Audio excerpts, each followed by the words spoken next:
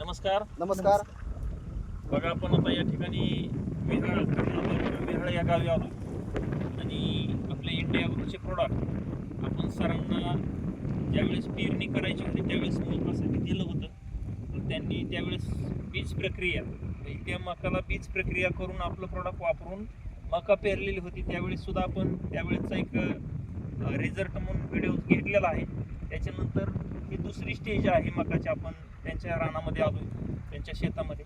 तर त्यांनी जी आपलं ट्रूमॅजिक वस्त्र वापरलंय, त्याच्यानंतर फवारणी घेतलेली, तर त्यांना रिझल्ट काय आला तर त्यांच्या माध्यमातून आपण जाणून घेऊया. शेवटही आपण याच्यानंतर ज्यावेळेस आपण हे मकाचं उत्पन्न घेणार आहे त्यावेळेस सुद्धा शेवटचा व्हिडिओ काढा येणार आहे. त्याच्यासाठी सरांना आत्ता काय रिझल्ट आला तर त्यांच्या माध्यमातून आपण जाणून घेऊया. नमस्कार सर, बोला. तुमचा परिचय सांगा. माझं नाव हरिश्चंद्र काळे, राहणार विहाळ. मग तुम्ही आधी ह्या मकाला काय वापरलं? ग्रो मॅजिक आणि वस्त्र वापरले. हलकं खत आणलं होतं सोबत 600 रुपये, त्यात मिक्स करून वस्त्र त्यात मिक्स केलं, ग्रो मॅजिक मिक्स केलं.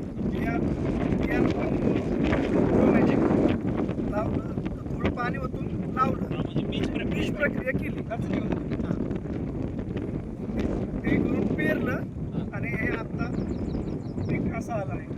म्हणजे आता ही तुम्ही बीज प्रक्रिया केलेली जी मका आहे त्याच्यामध्ये तुम्हाला रिझल्ट जाणवतोय?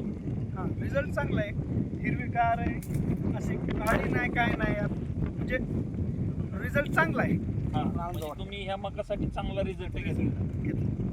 चालतंय. बघा, सरांनी जे आपलं प्रोडक्ट वापरून रिझल्ट घेतलाय, आपण नेक्स्ट टाइम जो तिसरी स्टेजचा व्हिडिओ काढणार आहोत त्यावेळेस